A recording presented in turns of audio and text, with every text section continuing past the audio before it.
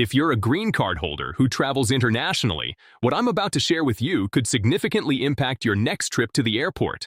Starting this week, every single time you enter or leave the United States, you'll go through a process that didn't exist before. And if you're from one of 39 specific countries, there are additional considerations you absolutely need to understand.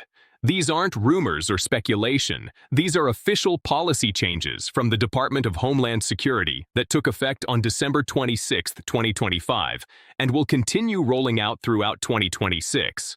Whether you travel once a year to visit family or cross borders regularly for work, these changes will affect you. And by the end of this update, you'll know exactly what to expect, how to prepare, and what documentation you should have ready before your next international trip. My name is John, and welcome to US Visa Info, where we break down complex immigration policy into clear, actionable information you can actually use. Before we dive into the specific changes, I want to address the anxiety many green card holders are feeling right now.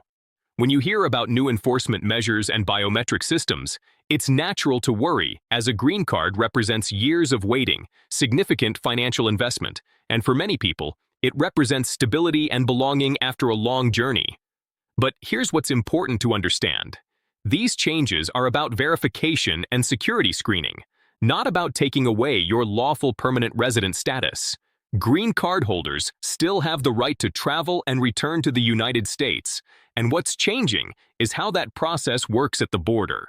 Let me be very clear about what we're covering today. I'm going to explain three major changes that took effect in late 2025 and early 2026.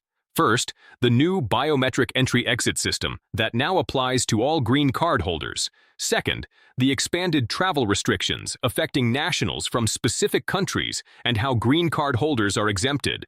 And third, the long-standing rules about maintaining your permanent residency that haven't changed but are more important than ever to understand. Everything I'm sharing today is based on official DHS announcements, the Federal Register, and guidance from immigration attorneys. This is factual, verified information, not social media speculation, and at the end, I'll give you specific steps you can take right now to make your travel experience smoother. Let's start with the biggest change that affects every green card holder who travels: the new biometric entry-exit system. On December 26, 2025, the Department of Homeland Security implemented a final rule that requires all non-US citizens, including green card holders, to have their photographs taken by Customs and Border Protection officers at every single entry and exit point. And this applies whether you're traveling by air, land, or sea. Now, some of you might be thinking, wait, I've been photographed at airports before, and you're right. CBP has been using facial recognition technology at some airports for years. But here's what's different now. This is no longer a pilot program limited to certain locations. It's now mandatory policy that will eventually cover every U.S. port of entry, and it applies to both entering and leaving the country. The official name is the Biometric Entry-Exit Program, and it's something Congress has actually required since 1996. It just took nearly 30 years to fully implement. The system uses facial recognition technology that compares your photo to the one in your immigration records and passport, and the goal, according to DHS, is to verify identity, combat document fraud, and track visa overstays more effectively. Here's how it works in practice. When you arrive at a U.S. airport, land crossing, or seaport, CBP officers will photograph you as part of the inspection process. The system compares that photo to what's already on file to confirm you're really you, and the same thing happens when you leave. For departures, this might happen at the gate, at a checkpoint before security, or at the actual border crossing, depending on the location. For green card holders specifically, this means a few things. Every time you travel internationally, you'll be photographed coming and going. The photos of U.S. citizens are deleted within 12 hours, but photos of lawful permanent residents and other non-citizens are retained in the DHS Biometric Identity Management System for up to 75 years, which creates a comprehensive record of your travel history. Now, I know some of you are concerned about privacy, and those concerns are valid. The American Civil Liberties Union and other advocacy groups have raised questions about this expansion of biometric surveillance. However, as a green card holder, you don't have the option to opt out the way U.S. citizens do, since U.S. citizens can request manual passport inspection instead of facial recognition. But this exemption doesn't apply to lawful permanent residents. The rollout is happening in phases. Major international airports started implementing this on December 26th, but it will take 3 to 5 years to fully expand to all ports of entry, including smaller airports, land borders with Canada and Mexico, and seaports. CBP has indicated that they're prioritizing high-traffic locations first. What does this mean for your travel experience? First, expect the process to take a bit longer, especially during the initial implementation period, as border officers and airport staff are still getting used to the new procedures. Second, make sure your documents are in order, since the system relies on matching your live photo to your existing records, so any discrepancies in your passport photo or immigration records could cause delays. Third, understand that this is primarily an identity verification system. It's not designed to automatically flag you for secondary inspection or create problems if you're traveling normally. However, the data collected does feed into CBP's broader screening systems, which brings me to an important related topic. Some green card holders worry that this new system will somehow make it easier to question their residency or create problems at the border. The biometric system itself is just about verifying who you are, and the separate issue of whether you've maintained your permanent residency, which we'll discuss in detail later, is evaluated based on different factors, like how long you've been gone and what ties you maintain to the United States. The biometric photos are part of your travel record, but they're not the determining factor in residency questions. One practical tip: if you have any concerns about how your biometric data is being used, or if you believe there's an error in your records, you can file a complaint through the DHS Traveler Redress Inquiry Program, known as DHS TRIP. This won't exempt you from the biometric collection, but it can help resolve issues if there are errors in your file. The second major development you need to understand is the expanded travel restriction that took effect on January 1st, 2026. This is commonly called the travel ban, and while it primarily affects people applying for new visas, it's important for green card holders to understand, especially if you're from one of the affected countries. On December 16, 2025, President Trump issued a proclamation that expanded travel restrictions from 19 countries to 39 countries, plus individuals traveling on Palestinian Authority-issued documents. This builds on an earlier restriction from June 2025. The proclamation establishes two categories. Full suspension applies to 19 countries, meaning both immigrant and non-immigrant visa issuance is completely suspended. These countries are Afghanistan, Burkina Faso, Burma, Chad, Republic of the Congo, Equatorial Guinea, Eritrea, Haiti, Iran, Laos, Libya, Mali, Niger, Sierra Leone, Somalia, South Sudan, Syria, and Yemen, and it also applies to people traveling with Palestinian Authority-issued documents. Partial suspension applies to 20 other countries, meaning immigrant visas are suspended, and certain non-immigrant categories like tourist visas, student visas, and exchange visitor visas are also restricted. These countries include Angola, Antigua and Barbuda, Benin, Burundi, Cabo Verde, Cuba, Dominica, Gabon, the Gambia, Malawi, Mauritania, Nigeria, Rwanda, São Tomé and Príncipe, Senegal, Tanzania, Togo, Uganda, Venezuela, and Zambia, and Turkmenistan has immigrant restrictions, but more limited non-immigrant restrictions. Now, here's what's absolutely critical for green card holders to understand. You are explicitly exempted from these travel restrictions. The proclamation clearly states that U.S. lawful permanent residents are not subject to the entry suspensions regardless of your nationality, which means if you hold a valid green card, you can continue to travel and return to the United States even if you're from one of these 39 countries. However, and this is important, being exempted from the travel ban doesn't mean your travel experience will be exactly the same as before. Green card holders from these countries should expect enhanced screening at ports of entry.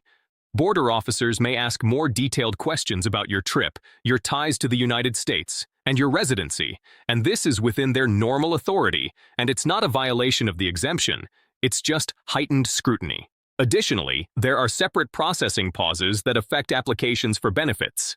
In November 2025, U.S. Citizenship and Immigration Services put a blanket pause on adjudication of immigration benefits for nationals of the countries covered by the June travel ban, and this was extended to the newly added countries. This suspension applies to things like green card applications, naturalization applications, and even citizenship oath ceremonies for people from these countries. So while you can travel as a green card holder, if you have pending applications, they may be delayed significantly. Let me address a common source of confusion. The proclamation states that the restrictions only apply to people who are outside the United States on January 1, 2026, and who don't have a valid visa. Some green card holders have asked whether their green card counts as a valid visa for purposes of this exemption, and the answer is that you don't need to rely on that language because green card holders are separately and explicitly exempted as lawful permanent residents. The proclamation makes this crystal clear. Another exemption that's relevant: if you're a dual national, meaning you hold citizenship from one of the restricted countries and also from another country that's not on the list, you can travel using your unrestricted country's passport, and you won't be subject to the enhanced screening based on the restricted nationality. For example, if you're a dual citizen of Haiti and France and you're a U.S. green card holder, traveling on your French passport would avoid the heightened scrutiny associated with Haitian nationality.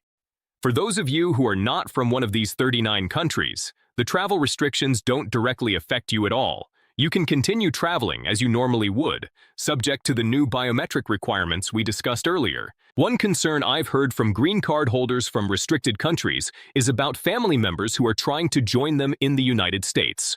Unfortunately, the current proclamation removed previous exemptions for immediate relatives of U.S. citizens, which means if you're trying to sponsor family members, they would be subject to the restrictions unless they qualify for an individual national interest waiver, which requires approval from the Secretary of State and is very difficult to obtain. The proclamation requires periodic reviews every 180 days to assess whether the restrictions should continue, be modified, or be lifted. This means the list could change over time, but there's no guarantee when or if that will happen. If you're from one of these countries and you're concerned about how this might affect your situation, I strongly recommend consulting with an immigration attorney who can review your specific circumstances. Now, I want to address something that hasn't changed, but has become even more critical to understand given all these new systems tracking your travel: the rules for maintaining your lawful permanent resident status. I've seen a lot of confusion and misinformation about this online, so I want to be very clear. There are no new rules in 2026 that automatically flag green card holders who've been gone for 180 days or that calculate your presence on a rolling 3-year basis. Those specific thresholds that are circulating online are not part of any new DHS policy announcement.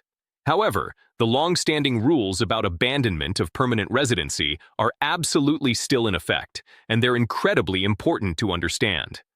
The basic principle is this: as a lawful permanent resident, you're expected to maintain the United States as your primary permanent home.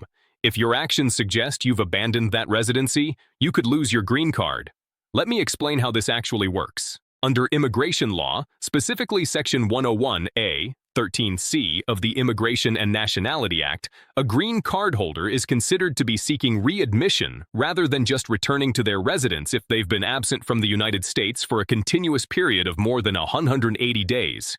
Being treated as seeking readmission means you're subject to grounds of inadmissibility, and CBP officers can ask detailed questions about whether you've maintained your permanent residence. Now, this 180-day threshold is important, but it's not an automatic cutoff. Plenty of green card holders travel for more than 6 months and are admitted without any issues. The key is whether you can demonstrate that your trip was temporary and that you maintained ties to the United States. Plan ahead for extended absences. If you know you'll need to be outside the United States for more than 6 months, and especially if it might exceed a year, apply for a re-entry permit before you leave. The application process can take several months, so don't wait until the last minute. You must be physically present in the United States to file the application, though you can leave while it's pending, and the permit will be mailed to you either in the U.S. or at a U.S. consulate abroad if you request that. When you apply, be honest and specific about why you need to be gone and how long you expect to be away. Common valid reasons include caring for an ill family member, temporary work assignment with a U.S. employer, completing education or training that benefits your U.S. employment, or handling family emergencies. If you're from one of the 39 countries subject to travel restrictions, prepare for enhanced screening. This doesn't mean you can't travel, but it does mean you should be extra prepared. Make sure all your documentation is current and in order. Know that you might face longer wait times and more detailed questioning, and consider whether your trip is truly necessary, especially if it's discretionary travel during the early implementation period when procedures are still being worked out. Have clear, honest answers ready for questions about where you live, what you do, why you're traveling, and when you're planning to return. Don't be defensive or argumentative with border officers. Answer their questions directly and provide documentation when asked. Time your travel strategically. If you have discretionary travel coming up and you've been outside the United States frequently or for extended periods recently, consider postponing non-essential trips to allow yourself to build up more continuous presence in the U.S. This is especially important if you're planning to apply for naturalization in the near future, as citizenship applications have even stricter physical presence requirements than maintaining your green card. Stay informed about policy changes. Immigration policy can shift, sometimes rapidly. Subscribe to reliable sources of information. The official sources include uscis.gov for policy updates, cbp.gov for border procedures, and state.gov for visa bulletin and travel information. Follow reputable immigration law firms and organizations that provide free updates, and yes, channels like this one that break down complex policy into understandable terms. Be careful about information on social media. Verify anything you see through official sources before making decisions based on it, as there's a lot of misinformation circulating, and acting on false information can create real problems. Know when to consult an attorney. You don't necessarily need a lawyer for routine travel, but there are situations where professional guidance is valuable. If you've been outside the United States for an extended period and you're concerned about whether you've maintained your residency, consult an immigration attorney before you attempt to return. If you've been pulled into secondary inspection and questioned about abandonment, especially if an officer has suggested you sign Form I-407, you should absolutely speak with an attorney before making any decisions. If you're from one of the restricted countries and you have pending applications that have been paused, an attorney can help you understand your options. A qualified immigration attorney can review your specific travel history, assess your ties to the United States, help you strengthen your documentation, and advise you on whether travel is advisable at a given time. The consultation fee is almost always less than the cost of trying to fix a problem after it's already happened. Let me walk you through what the actual border crossing experience will look like under these new procedures, so you're not caught off guard. When you arrive at a U.S. port of entry, whether that's an airport, land border, or seaport, you'll proceed to the CBP inspection area. Under the new biometric system, your photo will be taken as part of the inspection process. At airports, this often happens at automated kiosks or at the primary inspection booth. At land borders, the officer will photograph you during the vehicle inspection or when you present your documents at the booth. The facial recognition system compares your live photo to the photo in your passport and immigration records, and this happens almost instantly. If the match is successful and there are no other concerns, you'll proceed through normally. This part usually adds just a few seconds to the inspection process once the systems are fully operational. However, if the system flags any discrepancies, or if the CBP officer has questions about your travel history or residency, you'll be directed to secondary inspection. This is not necessarily a problem, as secondary inspection is a normal part of the border process and happens for many different reasons, from minor passport issues to random selection for enhanced screening. If you're sent to secondary inspection, you'll wait in a designated area until an officer calls you. They'll ask detailed questions about your trip, your travel history, where you live, what you do for work, why you were abroad, and when you're planning to return. They may ask to see additional documentation beyond your passport and green card. This is where having your documentation organized really matters. If they ask for proof of your U.S. address, you can immediately provide your lease or utility bills. If they ask about employment, you can show pay stubs or an employment letter. If they ask about ties to the United States, you can reference your tax returns, family connections, and property ownership. Answer all questions honestly and directly. Don't volunteer information they didn't ask for, but don't be evasive either. If you don't understand a question, it's okay to ask for clarification. If you're not sure about specific dates or details, it's better to say you don't remember exactly than to guess and be wrong. The secondary inspection can take anywhere from a few minutes to several hours, depending on the complexity of the situation and how busy the port of entry is. I know it can be stressful, but try to remain calm and patient. Getting frustrated or angry with the officers won't help your situation. In most cases, you'll be admitted after secondary inspection. The officer will either determine that there are no concerns with your residency, or they'll note any concerns but allow you to enter. Sometimes they'll give you a verbal warning about the length of your absences and advise you to spend more time in the United States going forward. In rare cases, if the officer believes you may have abandoned your permanent residency, they might ask you to sign Form I-407. Again, you have the right to refuse. If you refuse, they can either admit you anyway, possibly with a warning, or they can initiate removal proceedings, which means you'll go before an immigration judge. This is serious, and if it happens, you should request to speak with an attorney before making any statements or signing anything. For departures, the biometric process is simpler. At airports, your photo might be taken at the gate when you board your international flight or at a designated checkpoint before you reach the gate. At land borders, it happens when you exit the United States. This is primarily a tracking mechanism to record your departure date and doesn't typically involve questioning unless there's something unusual about your situation. Let me bring this all together. The immigration landscape for green card holders in 2026 has new elements, but the fundamental status and rights of lawful permanent residents haven't changed. You can still travel internationally and return to the United States.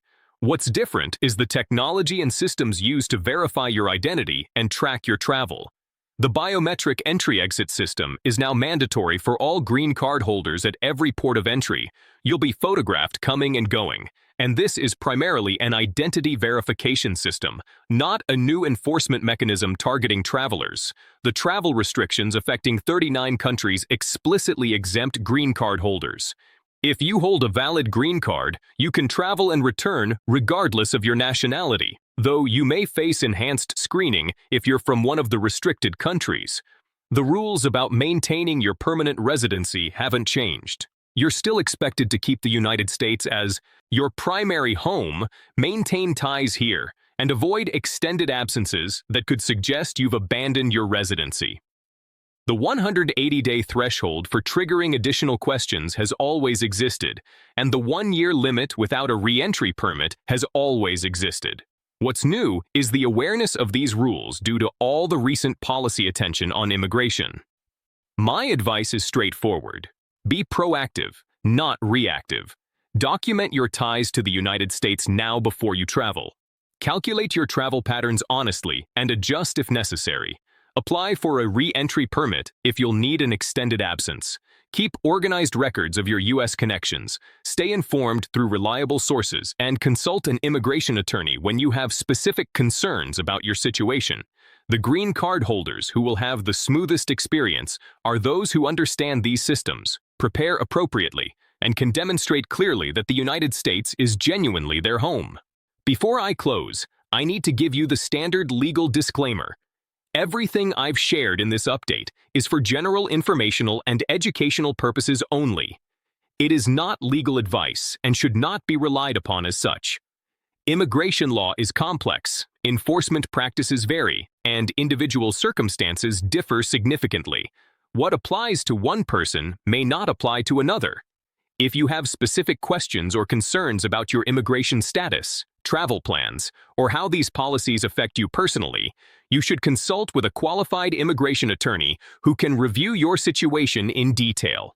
Always verify information using official government sources like usis.gov, cbp.gov, and state.gov.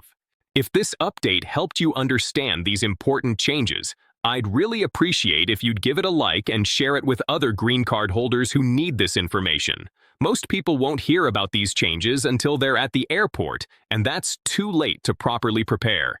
And if you want to stay updated as immigration policy continues to develop, subscribe to US Visa Info and turn on notifications. We track policy changes, court challenges, and implementation details, so you don't have to wade through hundreds of pages of Federal Register notices. Drop a comment below if you have questions about your specific situation. I read every comment, and while I can't give individual legal advice, I can point you toward resources and address common concerns in future updates. The immigration system can be complex and sometimes intimidating, but knowledge is power. The more you understand about how these systems work, the better equipped you are to protect your status and navigate the process confidently. Stay informed, stay prepared, and I'll see you in the next update.